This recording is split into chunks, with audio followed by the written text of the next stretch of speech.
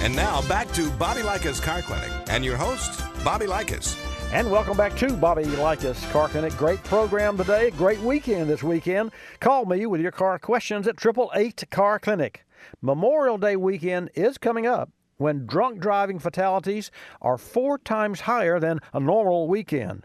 With us on the Car Clinic hotline is Joe Resendiz, a former Wall Street banker who's currently a research analyst at consumer research website ValuePenguin.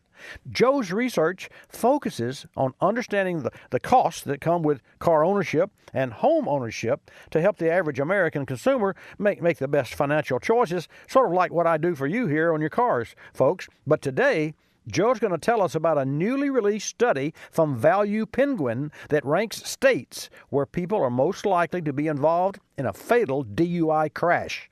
Joe, a big welcome to Bobby Likis Car Clinic. Glad to have you in the house. I'm glad to be here. Terrific. Let's get right to it. Tell our Car Clinic listeners and viewers how the study was conducted. Yeah, so, we knew that drunk driving is currently a problem in America, and we wanted to see if it differed from state to state. So we examined the total number of motor vehicle fatalities stemming from alcohol-impaired driving, and this was based on figures from the National Highway Traffic Safety Administration.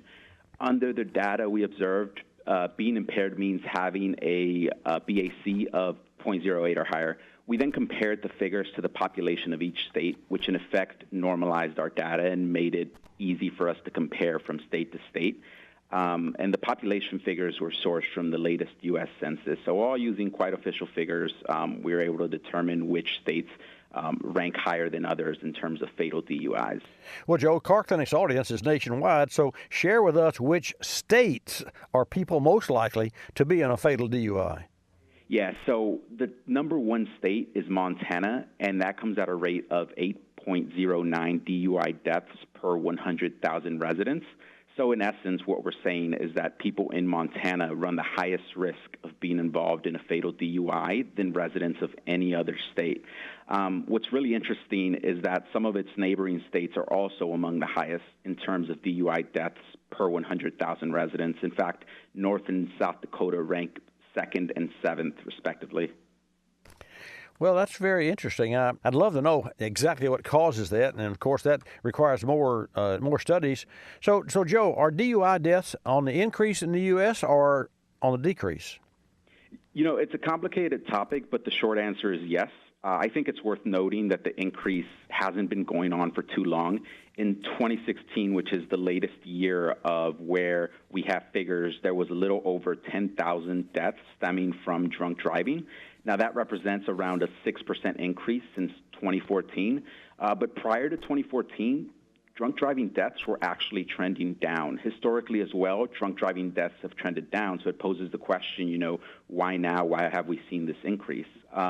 What's interesting is that of the 10,000 deaths that result of drunk driving, 62% were of the drunk drivers themselves, but 29% were of passengers and 9% were of bystanders. Well, it's a bad situation any way you measure it, but what were some of the most surprising findings that you saw in the study? I think the most surprising one for me personally was South Carolina. So South Carolina ranks as the 3rd deadliest state when it comes to drunk driving, but it's when you think about it comparatively where it gets really interesting. So North Carolina has more than double the population of South Carolina, but despite this, South Carolina had just 23 fewer DUI fatalities. So it's really close there, but the population is way less in South Carolina. That's amazing, folks. We're talking with Joe Resendiz, a research analyst at consumer research website, and get this, ValuePenguin. So Joe, are there any bizarre alcohol laws present in any of the top 10 states? Yes, I would say in my home state of Texas, Texas is being ranked 8th in our study. Businesses are allowed to sell daiquiris or margaritas that are made with wine or beer, and these are, you can buy them for takeout, meaning that you can take them into your vehicle. However, customers have to keep the container sealed. What's really interesting, though, is that the Texas Alcoholic Beverage Commission doesn't actually provide guidelines as to what constitutes a sealed container. And I'll tell you, based on what I've witnessed, is that a lot of these stands seldom would just tape over a styrofoam cup. I was picturing in my mind as you were discussing it, or sort of portraying a picture of that, how that would work. And even if they're completely sealed, when someone drives away, I mean, they're going to do what they're going to do. We all think that we're familiar with DUIs, but refresh us as to what are the consequences of drinking and driving? Besides the possibility of causing or being involved in a DUI-related fatality, such as the ones we studied, drinking and driving has a lot of other consequences. To start, you'll face higher auto insurance rates. A large component of the cost of auto insurance is derived from your personal driving record. So if you're given a DUI conviction, it can dramatically increase your rates. Secondly, the punishment will depend on the state you live in, but you can expect your license to be suspended anywhere from 30 to 90 days, and that's for a first-time offense. Of course, the length will increase if you offend the law more than one time or if you're a repeat offender. You'll also have to pay fines. Again, the fines can vary by state, but they're quite expensive. In Texas, for example, a first-time offense can carry a fine of up to $2,000. And perhaps one of the biggest consequences is that you can also face jail time. Most first-time offenders will likely only be charged with a misdemeanor, but if you are a repeat offender, you can face felony charges from drunk driving. Well, it should be. So Yep. Let's look at the other end of the spectrum. What states were ranked as the least surprising? Yeah, this is a fun one. The least surprising for me, and I think for most listeners, will be Utah, which is ranked as 47th. So Utah is often thought as one of those states that has really restrictive alcohol laws. And in our study, we didn't explore the causation, but it's certainly interesting, I think, to look at Utah as kind of what a model state should look like. So last question, share with our Car Clinic listeners and viewers some of the strategies that some states are using to actually address the DUI fatalities and help curb just that.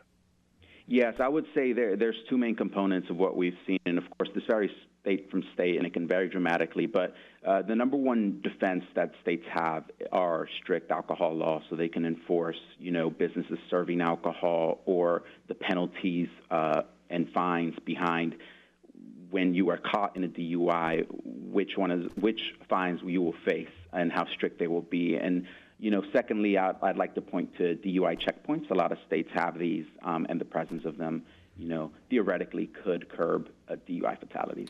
Ironic that you should mention that. As you were talking, and I sort of scanned in my own mind, wouldn't it be really neat if all the states were to come up with an annual stop and check law, so that the word would get out universally across? Maybe that's asking for a lot, but I'll tell you, with information from your company, the ValuePenguin, and from your time right here on Bobby Likis Car Clinic, we just may have, curbed someone's idea of the fact that they may go out and drive and drink, and it's really not a good thing to do. And Joe, I really appreciate you being on Bobby Likis Car Clinic today. The last question I have, a website so that we can access this data.